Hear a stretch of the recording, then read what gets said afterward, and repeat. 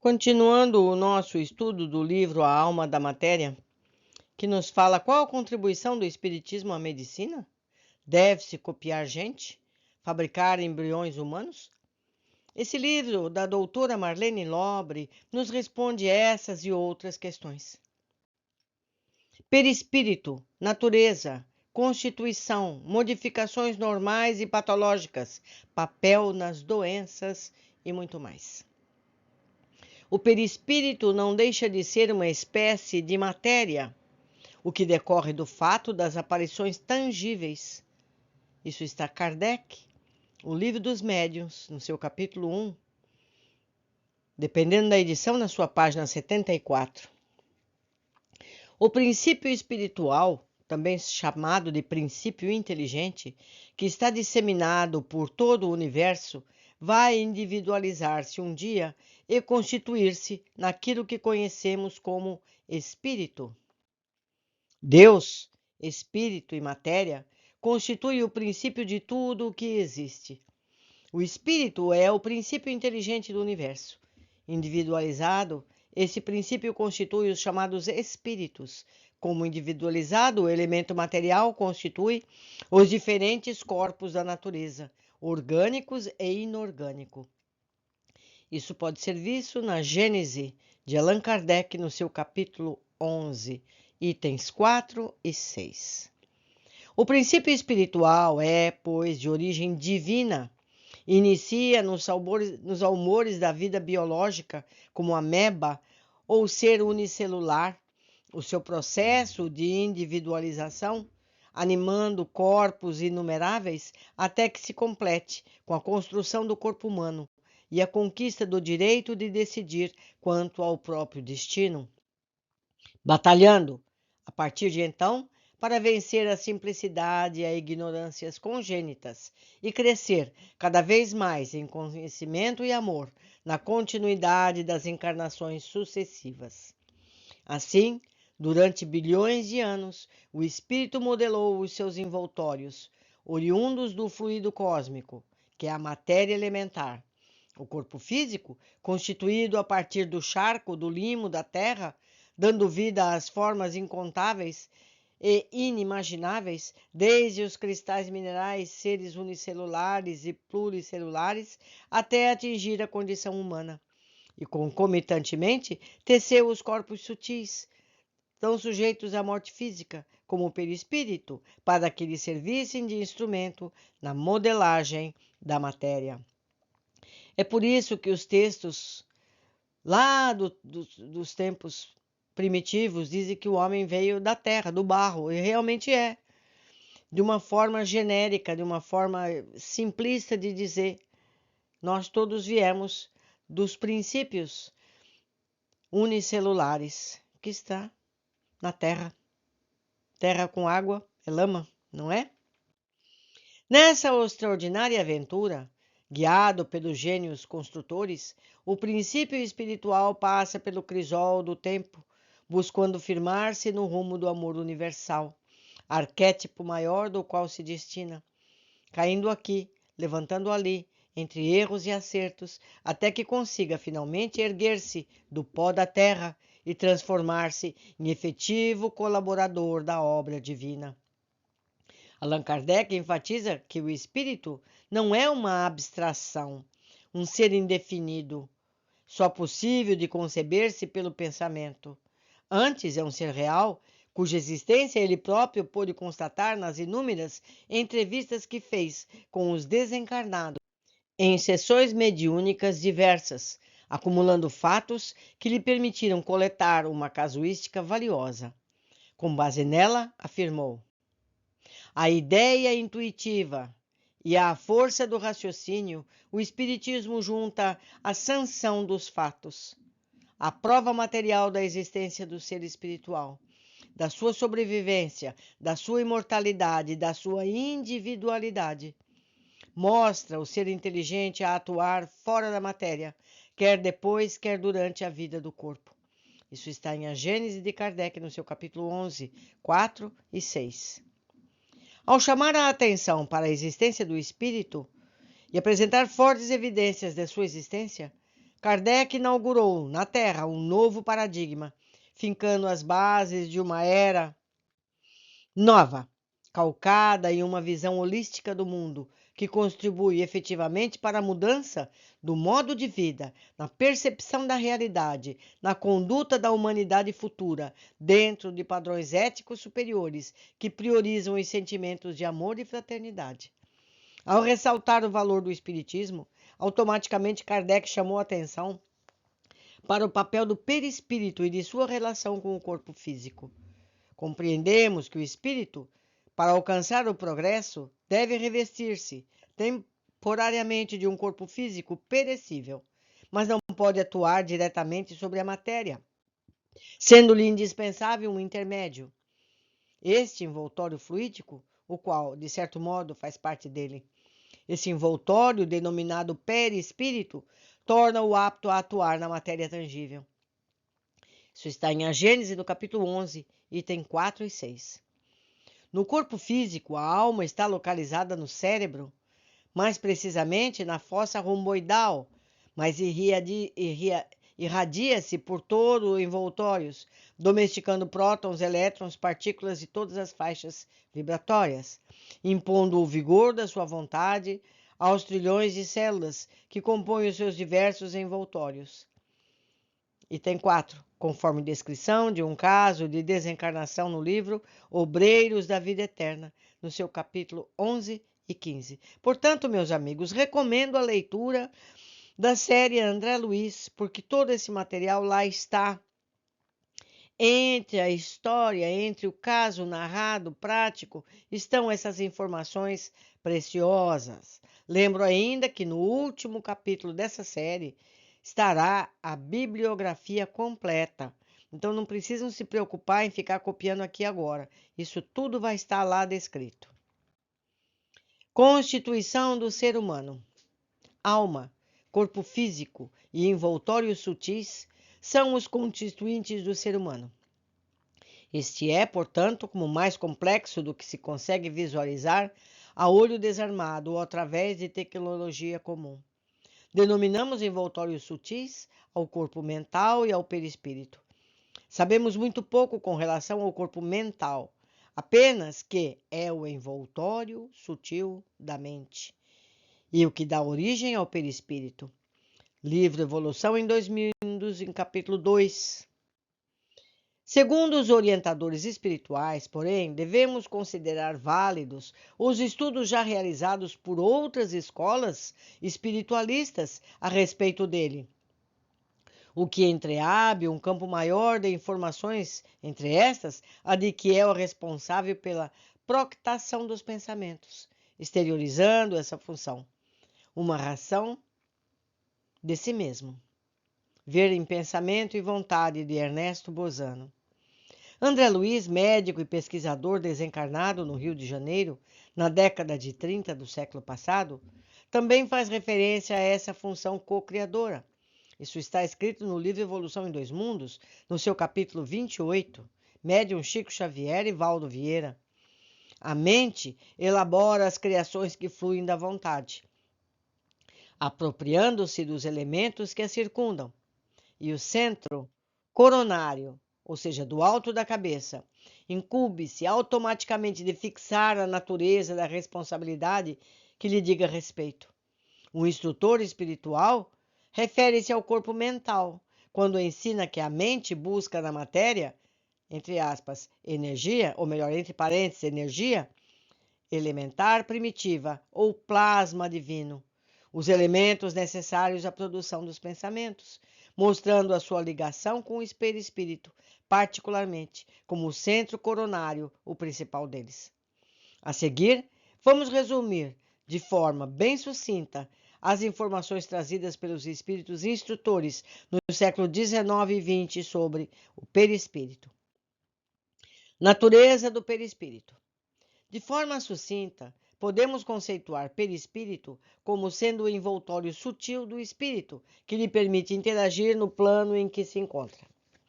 Analisando-o de forma mais ampla, é um corpo organizado, molde fundamental para a formação do corpo biológico, que se modifica sob o comando do pensamento. já foi dito, e subsiste após a morte física, ocupando no mundo espiritual região própria, segundo o seu peso específico, submetendo-se às leis da gravidade no plano em que se encontra. Eu vou ampliar esse conceito para que todos entendam. O nosso corpo espiritual, o nosso perispírito, ele vai adquirindo o seu peso específico em função dos nossos pensamentos, de nosso comportamento. E como diz aqui, vai ocupar o espaço no mundo espiritual conforme o seu peso específico.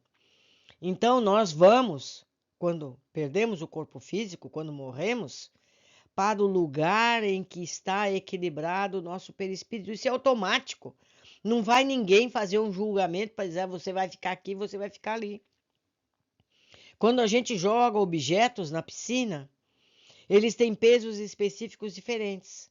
Uns afundam, vão lá para o fundo da piscina. Uns boiam, uns ficam no meio. É assim o nosso corpo espiritual. Nós vamos para onde o nosso perispírito flutuar, aonde ele se equilibra na densidade espiritual. Por isso que a gente sempre repisa, vamos comandar os nossos pensamentos, vamos doutrinar a nossa mente, vamos ser pessoas melhores a cada dia para que o nosso peso específico fique mais leve e a gente possa habitar mundos mais efêmeros, mais leves, mais bonitos. Não vamos afundar para o umbral, sendo direta nesse assunto. Continuamos. O perispírito é formado por substâncias químicas que obedecem a uma escala periódica de elementos, semelhante à de Mendeleev, mas em outra faixa vibratória. Veja Ensinamentos de Emmanuel no livro O Roteiro, capítulo 6. O perispírito desaparecerá um dia, assim como o corpo mental, porque ambos são formados de matéria cósmica primitiva ou elementar, também chamado de fluido cósmico universal ou plasma divino. Quando o espírito atinge o máximo grau de aperfeiçoamento, de conformidade com o mundo em que habita, ambos os envoltórios deixam de existir, por terem cumprido a sua finalidade, que é a de servir de instrumento para que ele atinja o topo da escala evolutiva. Nesse caso, ambos voltam ao estágio da matéria cósmica elementar, da qual são constituídos, para serem reaproveitados novamente, conforme a vontade do Criador. Passam, assim, a fazer parte do imenso oceano de energia, do qual estamos mergulhados, do mesmo modo como um dia dele farão parte as estrelas mais cintilantes do cosmos. No livro Evolução em Dois Mundos, no seu capítulo 1, André Luiz não deixa nenhuma dúvida quanto a isso, porque afirma que tudo que deriva do plasma divino ou matéria elementar deixará de existir com o passar do tempo para volver à condição inicial. Quanto à sua natureza, sabemos que é formado por uma estrutura eletromagnética constituída de elétrons e fótons iguais aos que integram o corpo físico, porém de outra frequência vibratória. Ele tem todos os recursos automáticos para governar os bilhões de células que o compõem. Isso está na informação em Evolução em Dois Mundos, no seu capítulo 2, e Missionários da Luz, em seu capítulo 9. Para detectar a matéria que entra em sua constituição, a física terá que avançar muito mais em suas pesquisas, tendo em vista que terá que chegar ao elemento básico com o qual o universo é construído. E mais, segundo as revelações espirituais, o elétron é partícula dissociável e a matéria física, mesmo a mais pesada e volumosa, é constituída de luz coagulada. Isso pode ser visto em O Livro dos Espíritos, na questão 27, e Evolução em Dois Mundos, no capítulo 1, 2 e 3. E a vida continua no seu capítulo 9.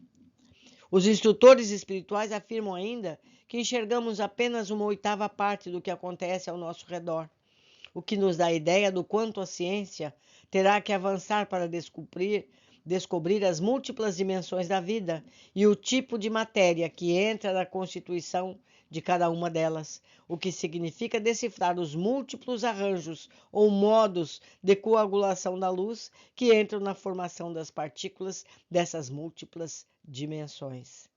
Alan Wolf, no livro Space, Time and Beyond, enunciaram um postulado muito semelhante ao da revelação espiritual. A matéria não é mais do que luz capturada gravitacionalmente. É uma outra forma, meus amigos, de dizer coagulada, não é? Space, Time and Beyond, sua página 143, dependendo naturalmente da edição. Esperamos que a constatação e os desdobramentos dessas verdades nos levem a mais amplas conquistas do conhecimento da vida espiritual. Porque, meus amigos, comento eu, o que o Espiritismo revelou no século XIX e XX, a ciência está chegando agora. Porque esse livro Space, Time and Beyond é ciência que está falando. E está falando a mesma coisa. Todos chegaremos lá. O conhecimento, a verdade é uma só. O que muda é o prisma. O que muda é o ângulo que cada um pesquisa. Mas a verdade é uma só. Continuando. Constituição. As revelações confluem para um modelo de perispírito composto de camadas, tipo cebola, que englobam o corpo causal e o vital, duplo etérico. Quando está encarnado, o espírito é denominado alma, possui elementos necessários à sua atuação na matéria, fornecidos principalmente pelo corpo vital, ou seja, pelo nosso corpo físico, ou duplo etérico, que está no plano extrafísico. Já não necessita de corpo vital, tal como estruturado no mundo material. Reveste, então, de outros elementos próprios das dimensões espirituais onde estagia. Há os que argumentam que esses constituintes do perispírito não são citados nos livros da codificação, não sendo, portanto, facilmente aceitáveis. De fato, explicitamente, não o são, mas há neles inúmeras referências a elementos de natureza variável que entram em sua constituição e que merecem maior atenção. Vale lembrar, meus amigos, faço eu uma parte, que Kardec disse, conforme formos descobrindo mais, o Espiritismo deve abarcar esse mais. As descobertas sucessivas devem necessariamente ser incluídas na doutrina, na pesquisa, na filosofia, na ciência espírita. A respeito disso, vejamos a pesquisa feita por Elzio Ferreira de Souza. É o artigo Perispírito e Chakras em Saúde e Espiritismo, página 36 e 37, citado por Elzio Ferreira de Souza. Kardec, em lhe perquirindo a natureza, afirmou ser ele, constituído de eletricidade, de fluido magnético animalizado, de fluido nervoso, de matéria inerte. O Livro dos Espíritos, na questão 54, 65, 74, na nota 1 e nota 257. Revista Espírita, 1858, dezembro. Semimaterial, Livro dos Espíritos, questão 94 e 135. Livro dos Médios, página 74, item 13 e 75. Matéria elétrica ou de outra, então, tão sutil quanto essa. É evidente que tais palavras são sinônimas e que Kardec procurava abarcar de modo mais amplo a natureza do perispírito, dando a entender a existência de uma constituição plurima, como se pode deduzir da assertiva de tratar-se de um fluido nervoso. A razão da ênfase é que, sendo esse fluido nervoso de natureza material, evidentemente não pode acompanhar o espírito após a morte física. O mesmo podendo-se dizer do fluido, ou melhor, da energia vital que Kardec também afirma fazer parte do perispírito. Livro dos Médiuns, no item 77, identificando-o como ectoplasma, a substância exteriorizada nas sessões de materialização. Não é difícil concluir, portanto, que esses elementos, fluidos, nervoso, vital e matéria inerte, fazem parte do duplo etérico dos teosofistas e das doutrinas orientais, fadado a desaparecer logo após a morte física, constituindo-se em um dos envoltórios englobados no próprio perispírito.